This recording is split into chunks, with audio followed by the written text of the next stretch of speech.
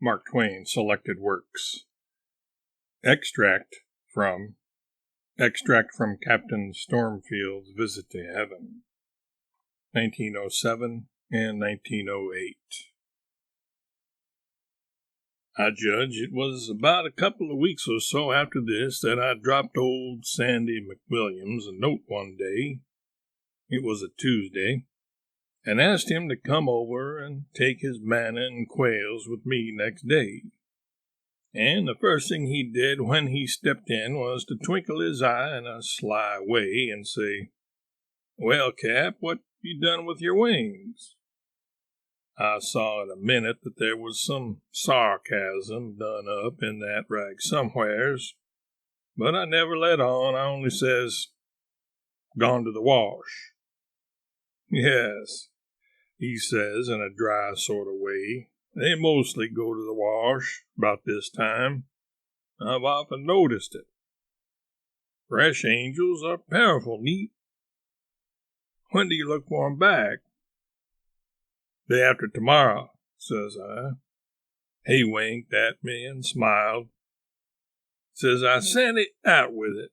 Come, no secrets among friends. I notice you don't ever wear wings, and plenty others don't. I've been making an ass of myself. Is that it?" "That is about the size of it, but it is no harm. We all do it at first. It's perfectly natural. You see, on Earth we jump to such foolish conclusions as to things up here. In the pictures, we always saw the angels with wings on, and that was all right, but we jumped to the conclusion that that was their way of getting around, and that was all wrong. The wings ain't anything but a uniform, that's all. When they are in the field, so to speak, they always wear them. You never see an angel going with a message anywhere without his wings, any more than you would see a military officer presiding at a court-martial without his uniform, or a postman delivering letters, or a policeman walking his beat in plain clothes. But they ain't to fly with. The wings are for show, not for use. Old, experienced angels are like officers of the regular army. They dress plain when they are off duty. New angels are like the militia, never shed the uniform, always fluttering and floundering around in their wings, butting people down, flapping here and there and everywhere, always imagining they are attracting the admiring eye. Well, they just think they are the very most important people in heaven. And when you see one of them come sailing around with one wing tipped up and the other down, you can make up your mind he is saying to himself, "I wish Mary Ann in Arkansas could see me now. I reckon she'd wish she hadn't shook me." No, they're just for show, that's all. Only just for show.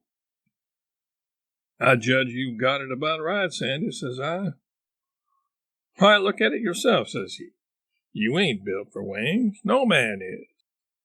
You know what a grist of years it took you to come here from the earth, and yet you were booming along faster than any cannonball could go.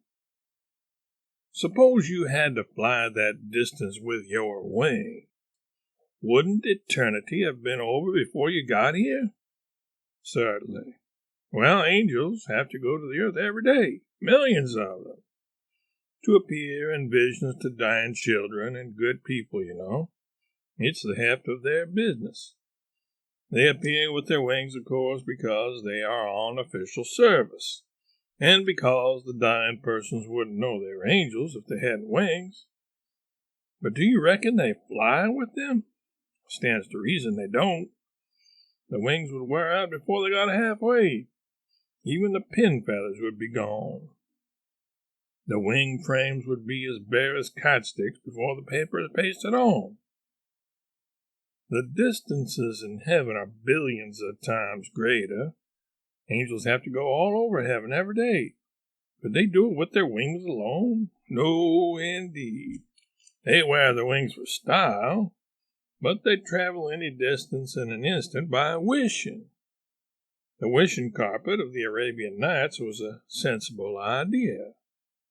But our earthly idea of angels flying these awful distances with their clumsy wings was foolish. Our young saints of both sexes wear wings all the time, blazing red ones, and blue and green and gold, and variegated and rainbowed, and ring-streaked and striped ones, and nobody finds fault. It is suitable to their time of life. The things are beautiful, and they set the young people off. They are the most striking and lovely part of their outfit. A halo don't begin. Well, says I, I've tucked mine away in the cupboard, and I allow to let them lay there till there's mud. Yes, or a reception. What's that? Well, you can see one tonight if you want to. There's a barkeeper from Jersey City going to be received. Go on, tell me about it. This barkeeper got converted at a Moody and Sankey meeting in New York and started home on the ferry boat. And there was a collision and he got drowned. He is of a class that think all heaven goes wild with joy when a particularly hard lot like him is saved. They think all heaven turns out Hosanna in to welcome them. They think there isn't anything talked about in the realms of the blessed but their case for that day. This barkeeper thinks there hasn't been such another stir here in years as his coming is going to raise. And I've always noticed this peculiarity about a dead barkeeper. He not only expects all hands to turn out when he arrives, but he expects to be received with a torchlight procession. I reckon he is disappointed then. No, he isn't. No man is allowed to be disappointed here. Whatever he wants when he comes. That is, any reasonable and unsacrilegious thing he can have. There's always a few millions or billions of young folks around who don't want any better entertainment than to fill up their lungs and swarm out with their torches and have a high time over a barkeeper. It tickles the barkeeper till he can't rest. It makes a charming lark to the young folks. Don't do anybody any harm. Don't cost a rap. And it keeps up the place's reputation for making all comers happy and content. Very good. I'll be on hand to see them land the barkeeper. It is managed to go in full dress. You want to wear your wings, you know, and your other things. Which one? Halo and harp and palm branch and all that. Well, says I reckon I ought to be ashamed of myself, but the fact is I left them laying around that day I resigned from the choir. I haven't got a rag to wear but this robe and the wings. That's all right. You'll find they've been raked up and saved for you. Send for them. I'll do it, Sandy. But what was it you were saying about unsacrilegious things which people expect to get and will be disappointed about?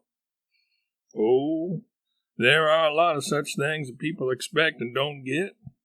For instance, there's a Brooklyn preacher by the name of Talmage who's laying up a considerable disappointment for himself.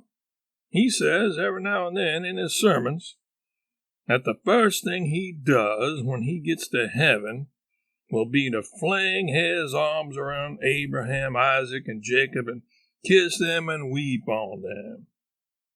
There's millions of people down there on earth that are promising themselves the same thing. As many as 60,000 people arrive here every single day that want to run straight to Abraham, Isaac, and Jacob and hug them and weep on them. Now, mind you, 60,000 a day is a pretty heavy contract for those old people. If they were a mind to allow it, they wouldn't ever have anything to do year in and year out but stand up and be hugged and wept on 32 hours in the 24. They would be tired out and as wet as muskrats all the time. What would heaven be to them? It would be a mighty good place to get out of. You know that yourself. Those are kind and gentle old Jews, but they ain't any fonder of kissing the emotional highlights of Brooklyn than you be. You mark my words, Mr. T's endearments are going to be declined with thanks. There are limits to the privileges of the elect, even in heaven. Why, if Adam was to show himself to every newcomer that wants to call and gaze at him and strike him for his autograph, he would never have time to do anything else but just that. Talmage has said he is going to give Adam some of his attentions, as well as A, I, and J, but he will have to change his mind about that.